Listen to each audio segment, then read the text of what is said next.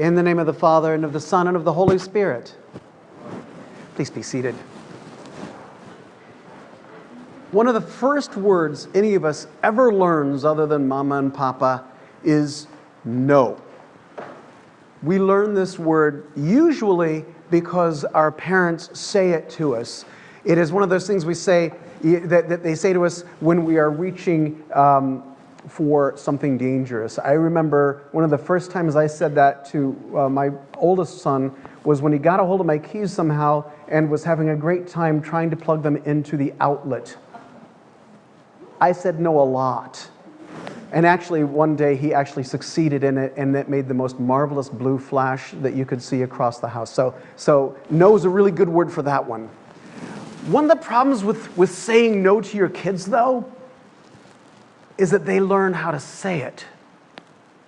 And they learn that when they say no, that means they don't have to do something. They learn this very quickly. I don't want it. No. Clean up your room. No. Pick it up. No. Say you're sorry to your sister. No. It becomes one of those words that is sort of a battleground. And one of the funny things about this word, as little as it is it doesn't have a part of speech in the English language. It's not a verb, it's not an adverb or a noun or anything like that. It doesn't have a name for it. It just is. It has its own sense of power in a lot of ways. And it does have power. It is one of those things that as a parent you use to protect your child. And as a child, you learn to discover that you have a sense of agency, that you have a sense of power, of self-determination. Maybe only a little bit, but that's where you start learning that you have a say in things. Now, there's a dark side to this word, no. When somebody asks for help they need, and you say, no, I don't think so. That's a dark side to it. When somebody's hungry and you say, no, just can't be bothered, that has a dark side to it. When somebody is being abused and you say, no, I'd just rather not get involved, that's a dark side to the word no. But for the moment, let's focus on the positive power of this word no, because it has incredible power. And maybe one of the best places to look at it is in the scriptures today. Let's just take a peek at David. You know the story of King David, and we've been following his history for a little bit now, haven't we, over the last several Sundays. So we know that, David started off as this little kid who Samuel was directed by God to choose to anoint as the king of Israel. He eventually becomes the king, but not before the king at the time, Saul, tries to kill him, and he's driven into exile, and he has to go back, and he has to go and sort of make his own way, and finally he gets back into Israel and is proclaimed the king upon Saul's death. Then he has to deal with a lot of sort of rebellions that go on and forth. This is one of those things that is just in those feudal times, that's how it was. Constant battles all around. But now he's got a time of peace. And he says, let's build a palace. It says a house of cedar, which means that compared to, England, it was probably not that dramatic of a palace. But for those times and those days, it was a pretty big deal. And cedar, of course, was one of the most expensive woods, this fragrant wood. So this was a house that nobody else had. It was really impressive. The problem is when you start building yourself fancy things, perhaps because he's got time and money on his hands, he feels a little bit guilty about this, doesn't he? He says, wait a minute now. I've got this great house, looking good. But the Ark of the Covenant is in a tent. And say, maybe I've got my priorities a little mixed up here. Maybe I need to build a big temple for God too. I know, I'll make one that's really fancy, even bigger, and people will sit there and say, now David did quite a job there, didn't he? Look at what David did.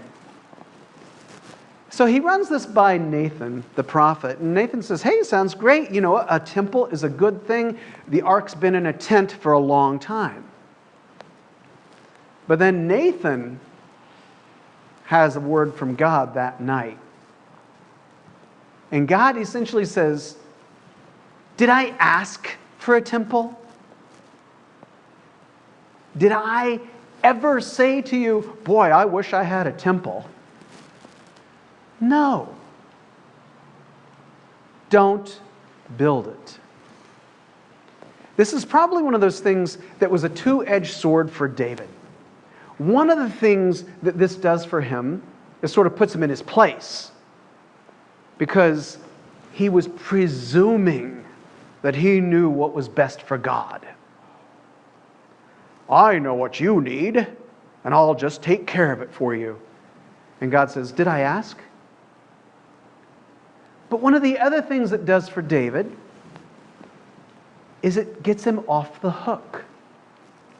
That guilt that he had been carrying because he had built this palace, as all the kings of the era had, you know, that was lifted from his shoulders. In fact, God says, no, I don't want you to build the temple. Don't need one. But don't worry.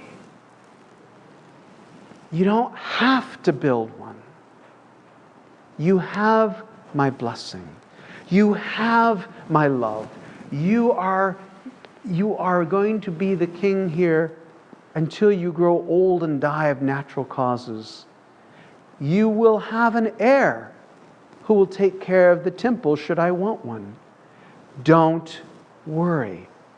So this no that David hears is sort of twofold. One, it is one that says, humble yourself before the Lord. Do not presume that you know what God needs. Rather, listen maybe. And don't worry. It's going to be okay. This word no has these double meanings, not only for David, but also for the disciples and for Jesus. And it's something that we need to look at carefully. Think about what Jesus was doing in the story today. Here he is. They're out there. They've been healing. They've been teaching. They've been doing all this stuff all day. And Jesus says, that's it. We're done. They may want you to do more healings and stuff like that, but just say no. You don't need to do it all the time, 24 hours a day, 7 days a week. What you need is sometimes to take a break. So go to the crowd, say no, then we're going to go off to ourselves and be quiet and get rest.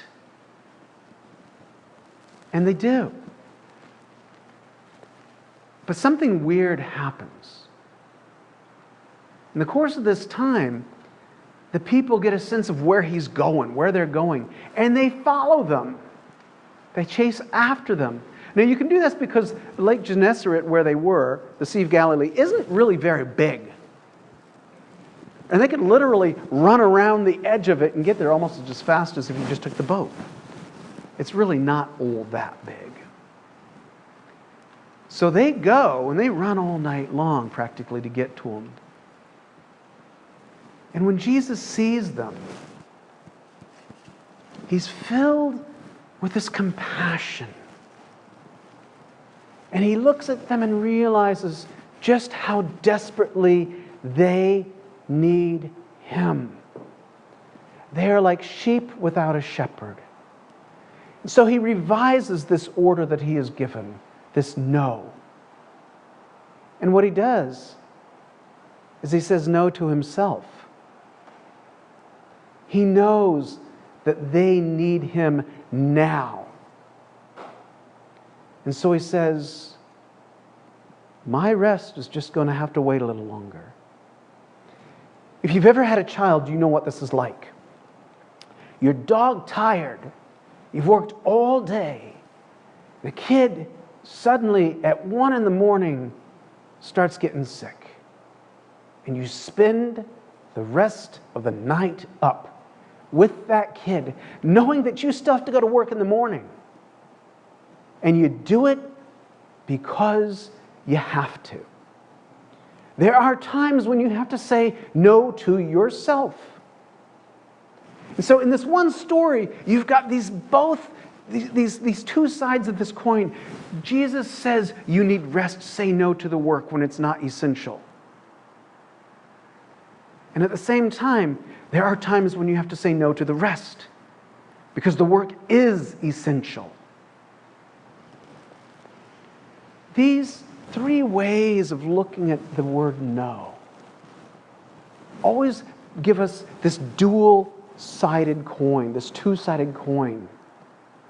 For every time you say no, it frees you up to say yes to something. And every time you say yes, you're saying no to other things. It's just the way life is. For us in the church, we often want people to say yes all the time. Ever been approached by a committee chair who says, "Can you please do this?" And the pressure to say yes is immense sometimes.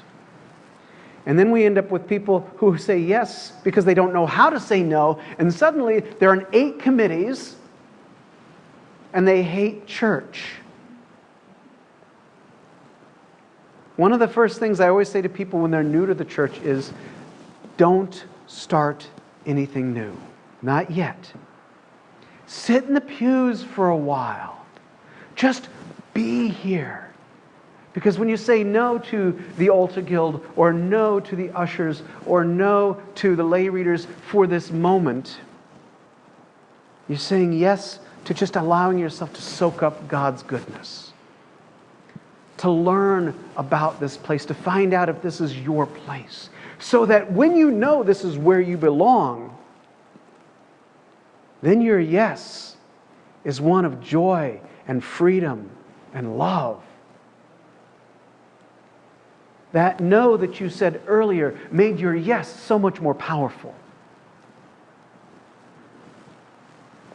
We spend a lot of time in the church trying to get people to say yes. But it is okay at times to say no. In fact, we have a parishioner at the 10 o'clock who regularly says no to me.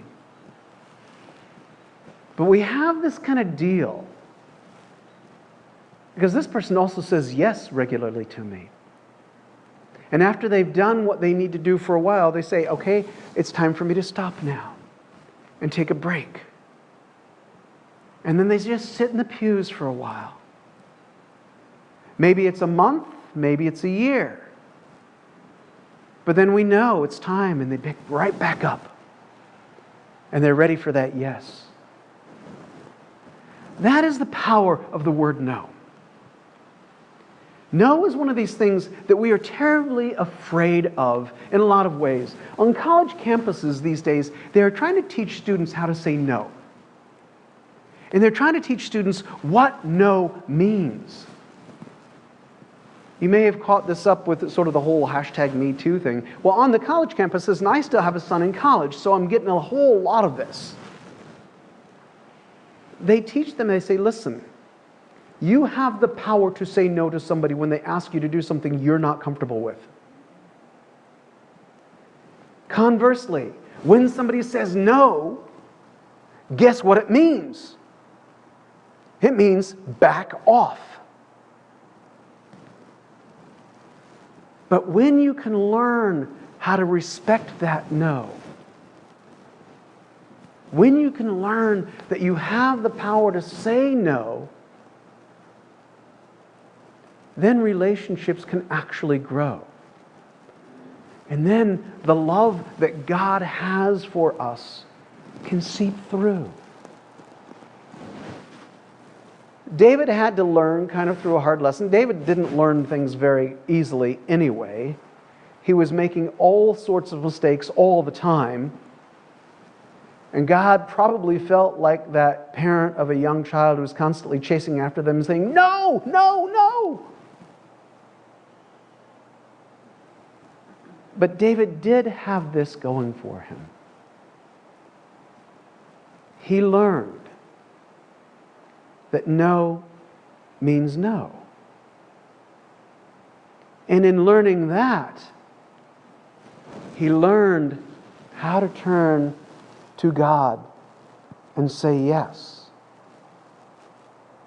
Jesus, when he taught his disciples to say no to the crowds, he wasn't saying, don't ever help them. It was a no, specifically so that they could recuperate, so that they could recover, so that they could then say yes more fully. The no's that we learn in this world have great power. So much so that everything is subject to a no. Except one thing. The one thing that God never asks us to say no to is the one eternal yes. The one yes in our lives. And that is the yes of God's love. Amen.